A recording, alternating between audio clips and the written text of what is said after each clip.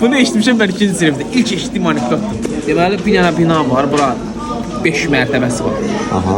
Onun 5-ci mərtəbəsində 2 dənə əskər qalıbdı. O elə bir ki, o binanı almazlar da. Aşağıda da dayanıbdı bir erməni, bir Azərbaycanlı, bir də türk.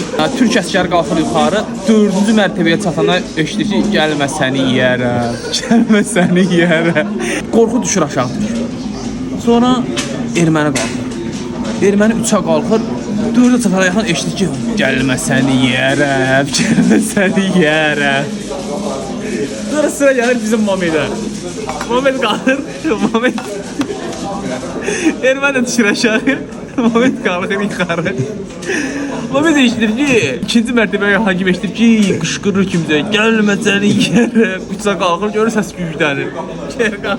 4-ə qalxır, beşim pəncərəsə çatanda baxır ki, bir dənə